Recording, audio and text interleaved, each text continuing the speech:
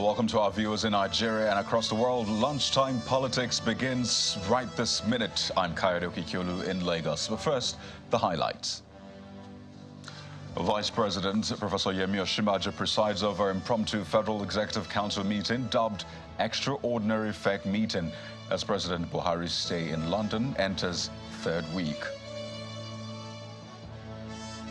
Unemployment, poverty reduction and security. These are the critical areas newly elected and re-elected governors have been asked to focus on as they take the oath of office in 2 weeks. And women seek more inclusion in political appointments as they seem to have missed out on elective positions during the general elections.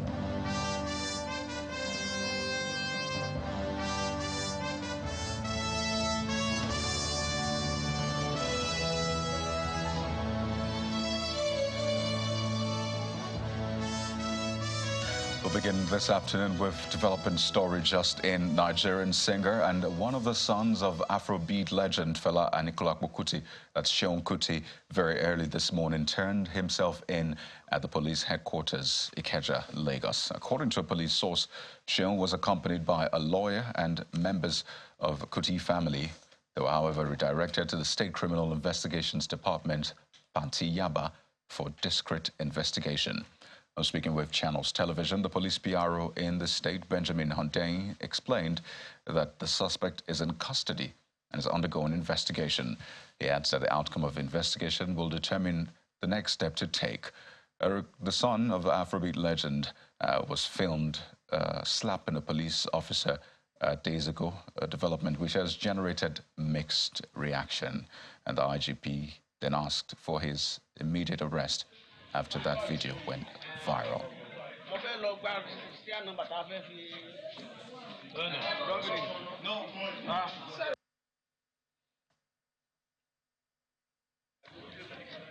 Well, they see Seun Kuti there in the handcuffs. Well, let's bring you more stories now. The Federal Executive Council meeting is holding what is being described as an extraordinary meeting this morning, being presided over by the Vice President, Professor Yemi Osinbajo, in the council chambers of the State House, Abuja. It's a rather unusual sight to see the Federal Executive Council convene on a Monday, as its customary meeting day is usually Wednesdays. According to sources in the presidency, the meeting was called late yesterday. Well, the special FEC is expected to deliberate on over 30 memos emanating from various ministries and agencies of government. It's apparently convened to treat a backlog of pending memos as administration wraps up this week ahead of the May 29th handover date. Well, in attendance are Secretaries of the Government of the Federation, Mr. Boss Mustafa, the National Security Advisor, Major General Babagana Monguno, retired, Head of Civil Service of the Federation, Folashade Yemi, as well as others. President Muhammadu Buhari is expected to return to Nigeria tomorrow to chair Wednesday's council meeting. Well, earlier on at a separate event, the Vice President had asked Nigerians to project the country's image in good light and push narratives of aspirations, dreams and hopes. Rather than bringing down the country with their utterances, the Vice President asked Nigerians to give the best impression of the country at all times.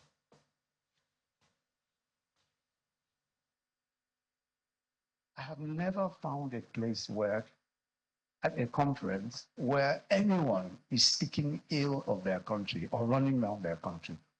If it happens, it usually is in Nigeria. And that's the truth. Everywhere you go, no matter how funny the country may be, you will never hear anyone speaking negatively about their country. No.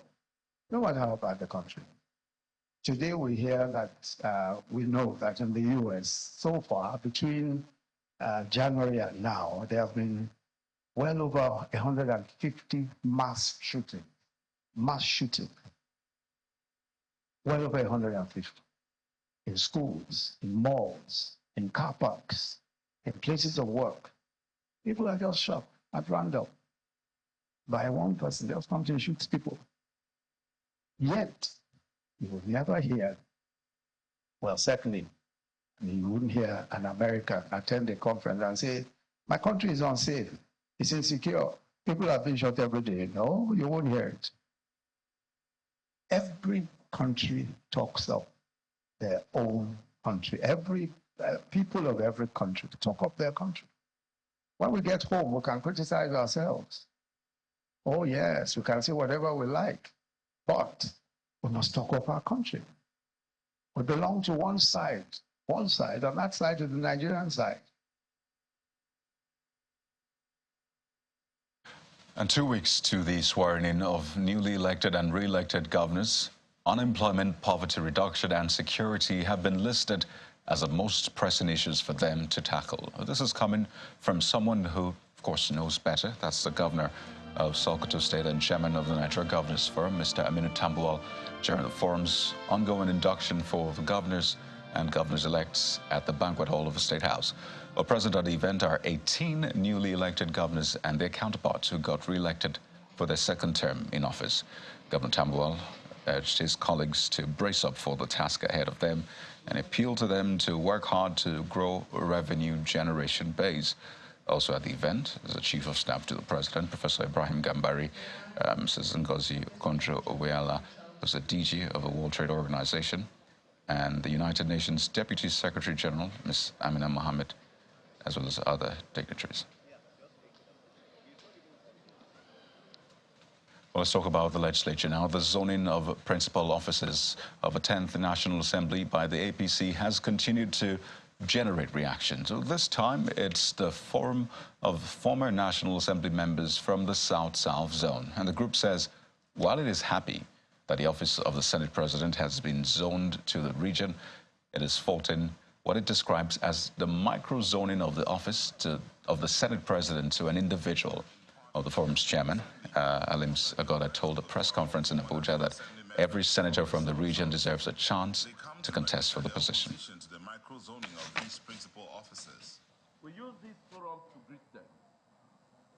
Flip side, however, here in Lagos, Senator Godswill Akpabio, who is a preferred candidate of the APC, incidentally from the South-South region, has been speaking on how he emerged as a choice of his party. The former minority leader said that there was extensive consultation by the president-elect, Senator Bola Tinubu, party stakeholders, and the NWC, which resulted to a formula which he said produced a zoning of the presidency of the Senate to the South-South and the Deputy Senate presidency to the Northwest, with a support, he says, cut across other party lines. Senator Akpabio made this point while addressing the media. He was accompanied by other senators-elect who were in support of his bid to become the next Senate president.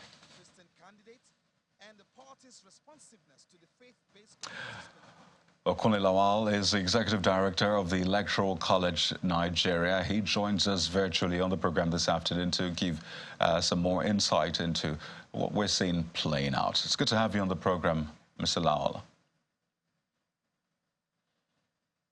Well, it is said that the APC governors are expected to meet today, any moment from now, maybe after that induction. And it's still on this 10th Assembly leadership build-up.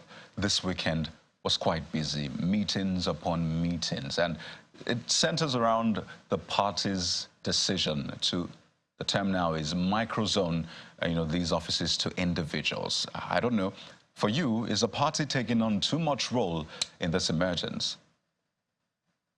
I would like to critically say, of course, the elections within the House or within the National Assembly in both houses, that is the House of Rep and the senators, are strictly, of course, people who are elected to these houses that can decide eventually what exactly will happen. Yes, it's politics, it's a game of power. There's going to be the exchange and the rigmarole and the push for more by political parties. But let's take a case of, the statistics generally. If you look at the Senate, you probably have about 59 APC senators and 50 opposition senators. With the complaints of microzoning and with the North also appealing everybody to pay attention to Section 14.3 of the Constitution, which of course allows for composition of diversity within a nation.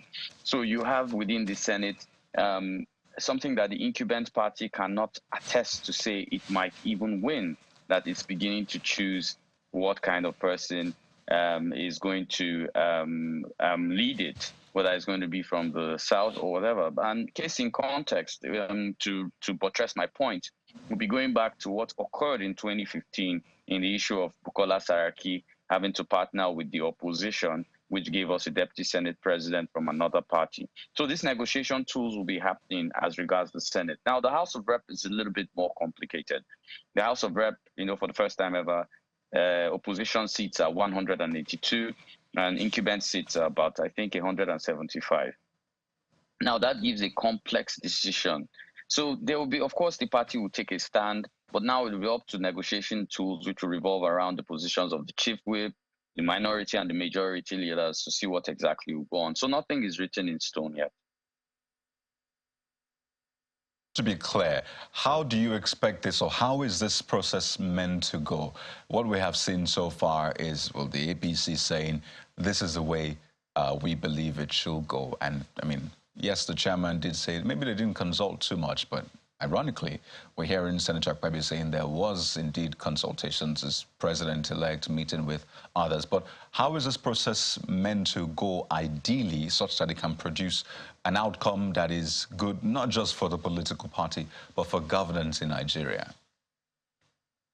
Well, in the case of for governance for Nigeria, the, of course, duly elected National Assembly will pick up a speaker or a Senate president who, of course, has the interest of Nigeria at heart. It's actually not a party decision anywhere in the world. Sometimes, the party has influence in trying to direct or dictate how this particular person emerges. Within the same party, which is the incumbent, you have the Northern Caucus asking for the Senate president to be zoned to them. The Southeast, too, is very, very strong on this position also coming to them. If you have that and you have divisions of pockets within an incumbent party, what eventually will happen would be somebody who strike a deal with the opposition and probably, like I said, with the 2015 case, present or open another position open to the opposition parties, which will, of course, turn the tables around. So let's note, as much as we would like it to be a party decision, underliningly, it is a National Assembly decision. And that's the way it's supposed to go. And that's the way it will go.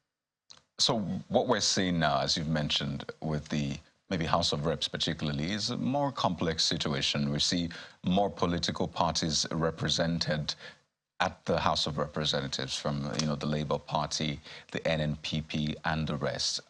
From the way you're seeing them carry on, by the way, they have different groups. They have the Unity Group, the Joint Task. There's also another one called the majority or something like that. But the point is they've been split into different groups. But what you find out is that some of them belong to, at least 3 groups at the same time. So a lot of people expected that this election will bring up, something different. So it wouldn't be business as usual. But have you seen anything remarkably different from what we've seen in the past in this build-up, even for the political parties that are just joining the National Assembly? So for me, the National Assembly has been always a 2-horse race, the dark horse and the white horse. And now it's always been a dark horse being the opposition and the white horse being the incumbent. It's so interesting, especially in the case of the House of Rep, which of course has 360 members. It's so interesting to see that there are about 8 political parties represented in that house. And it will be critical to understand that if there are 8 political parties, they would have their own interests and they will be lobbied. I'm looking at the actual business of legislature being met by this exact house, because before it was just it's either APC or PDP. Now you're going to have to lobby the NNPP, the SDP, the APGA, the list of other parties, ADC, a list of other parties involved. So you're going to have to negotiate each appealing interest, and that will be up to the incumbent party or someone who decides to chair the opposition and goes critically against the incumbent with the power to overthrow. And that's possible, especially in the House of Rep, because if you look at it, 182 to 175, it's a loss already for the incumbent, and therein lies the issue. Right. So, I mean, very interesting days to come, but the underlying issues should remain, that Nigeria needs an excellent governance system, or at least something close to it, and we expect that all of these arms of government will live up to the expectation. But we'd like to thank you so much, Colonel Lawal, the Executive Director of the Electoral College Nigeria. Thank you so much for your insights. Very, very good ones. Thank you very much. Well, let's switch gears now. The outcome of the 2023 general elections may have changed the color of the nation's political map. Now, you don't just have the APC and the PDP. There's the Labour Party, NNPP, APGA, SDP, ADC, YPP, all of them coming into play at different levels of a government. But the People's Democratic Party remains the major opposition because it has the larger share of those offices next to the APC. But just recently, the presidential candidate of the party, Mr. Atiku Abubakar, asked the leadership of the PDP to come up with new strategies that will enable the party take its dominant place in the country's politics again. For some, it appears the PDP has been quiet, but there are questions to be answered. Well, the questions are, what exactly is going on in the People's Democratic Party, Nigeria's main opposition party? What is the plan it is coming up with, especially to play its role of opposition, which is vital to Nigeria's democracy and any democracy at that? Well, let's speak with someone who should know. Mr. Dimeji Fabi is a member of the PDP rather, as a Deputy Director, PDP Presidential Campaign Council, joins us live from our Abuja studio. Good afternoon, Mr. Fabi. Thank you for joining us on Lunchtime Politics. Thank you very much, Cowdy. Good afternoon. Good to see you again. Absolutely. Just to say that that slip was not intentional, except there are no plans in the offing, are there? Yeah, I don't think it's true that PDP has been quiet. We may not be speaking, but we're acting. PDP, you will agree with me, is the oldest party in this country and very experienced when it comes to national leadership, even in the state governance. So we know what to do at every point in time. Apart from the fact that we're in court, like the INEC chairman said, go to court. The member opposition, the ruling government said, go to court. Yes, we're in court, and we're hoping that the court will do the needful. The justice that Nigerians are yearning for will be given this time around. We are the experience of 2019, Supreme Court judgment is still fresh in our minds. So, and then the party has a lot, in its hands now. The new leadership is working on reconciliation, bringing back people that have either been felt offended. We have elections in the next couple of months in Bayelsa, in Kogi State, where we have presented formidable candidates. In Kogi State, we have Senator Dilo Melaye, a former national student union leader, former House of Reps member twice, Senate, former senator who is going into election representing the party, and by the grace of God, Dino Melaye will definitely make mark in that contest and bring the PDP back to governance in Kogi State. Of course, in Bayelsa State, we have a performing governor there, Governor Diri, who has done wonderfully. We'll go to Bayelsa State, you see developments here and there. So we are focusing on all of this. So we're not known to noise making. We are not known for noise making. We are an action party based on our experience, based on our long time, in the national politics. So we're not making noise, but we're acting, and we're acting properly. And just like you said, the leader of the party, as of today, His Excellency Atiku Abubakar, has urged the leadership of the party, and indeed all the members of the party, to begin to come up, look inward, even if you have to look outward, to come up with strategies for viable opposition. So we're going to, and it's going to be, I believe it's going to be short, because by a short while, because in the next couple of months, when we're out of the court, PDP is coming back to take over leadership of this country. No doubt about that. Because the laws are clear. Well, you certainly sound very hopeful, but as you said, the case is still before the tribunal, and we don't have any definitive judgment. In fact, they're still trying to conclude the pre-hearing, whether to air it live, to broadcast it live, which is an application your party has made. But From what we have seen in recent times, it looks like the APC has been gaining, even from the PDP. You talked about people, your party's even looking to gain from outside, but it looks like it's the APC that has been gaining from you. So it will take some extra hard work for the PDP, which you describe as the oldest, to at least make more mark than it is making now. And I imagine that's what the PDP presidential candidate was saying. So what can you tell Nigerians as maybe something to look forward to? Yes, the case is in court, but there's still governance that needs to go on. So what can Nigerians look forward to from the PDP now, particularly?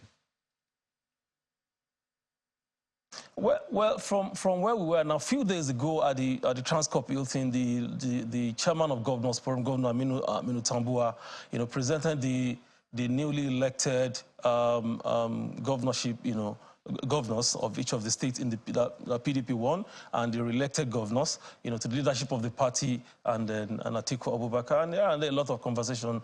And so all of these are part of the processes of repositioning the party.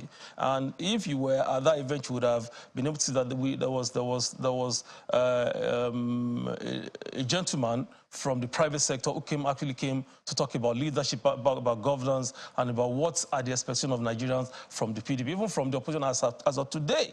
So we are clear. The vision is clear about what PDP needs to do, that people are looking up to what PDP is going to offer, is ready to offer in the next 4 years at the state level and, by the grace of God, at the national level. And I have no doubt in my mind that Nigerians will fare better under the leadership of the PDP by the time we come on board. So for the states, it's the challenges are there. Governor Tambuwa just said it. We have lots of challenges in the country, as it were: unemployment, economy, insecurity. These are some of the things these are most critical things that the party is really actually looking at. And by the grace of God, getting victory at the tribunal, at the Supreme Court, will further, make all of this possible.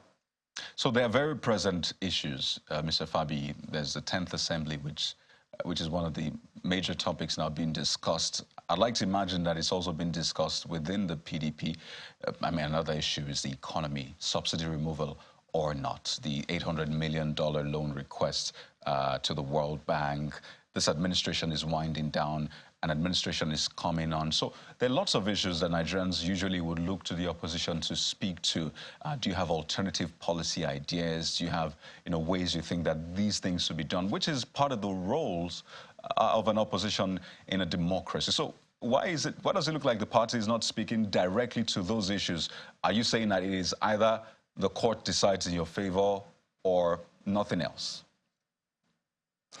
No, Kade, let's get something clear here, all right? As of today, an APC member has been declared as president-elect.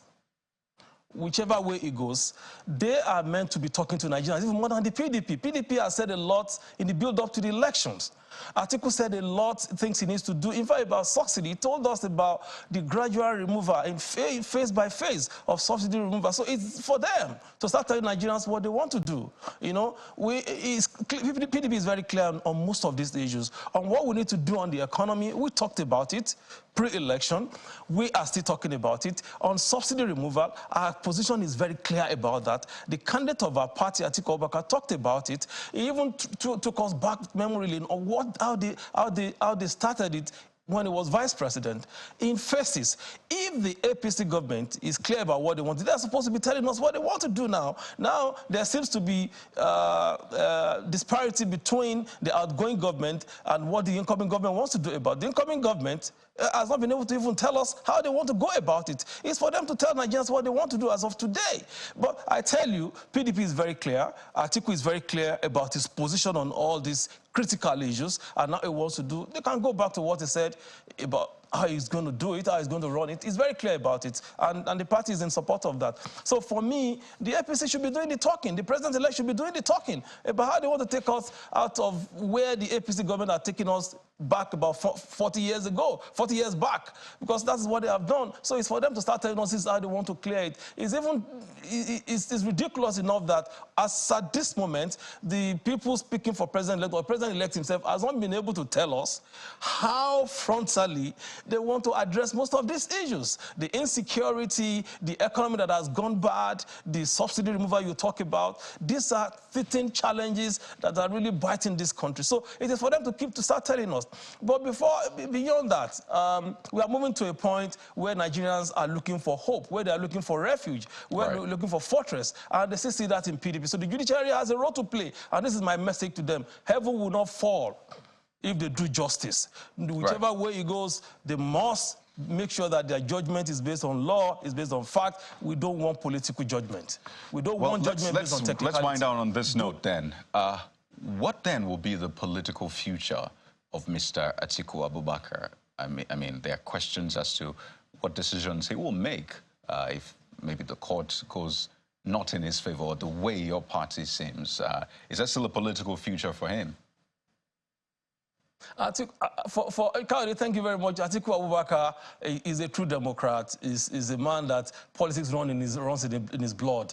He's not going to go ahead. We will still contribute. He has been contributing. See, when it comes to nation building in this country, Atiku has always been at the giving end. So he has contributed a lot, and he's still going to contribute as long as he's still alive, he's still healthy, and he's still in politics. He's not going to let that go. He's still going to make his contribution. You see, he did that even when it was not even PDP. He contributed. When Boko Haram was rife in the Northeast, he contributed physically, monetarily, everything. So he's still there. So the political future for him is bright, even if he doesn't run again. Mr. Dimeji Fabi, member of a PDP, Deputy Director, PDP Presidential Campaign Council, thank you so much for your time. Thank you very much. Thank you. Well, yesterday was Mother's Day, Mother's Sunday, as the case may be in some parts of the world. I think it's right to bring up this issue about Nigerian women advocating for their inclusion in political appointments at the federal, state, and other levels of government as the country prepares for the transition of a new government come May the 29th. For this was disclosed by the Director Center for Nonviolence and Gender Advocacy in Nigeria, Asmal Benzes-Leo, at a media party and public hearing in Yola, the Adamawa State capital. It was organized by the NCA and the Women Manifesto, sponsored by Rapper and MacArthur Foundation. How many women have now been elected as parliamentarians within the National Assembly? In the Senate, we only have 3. And that it doesn't say well of a country like Nigeria. Within our constitution, Nigerian men and women all have equal rights. And we have the right to vote and be voted for. Nigerian women have played their own responsibility towards voting, but they have not enjoyed the right to be voted for.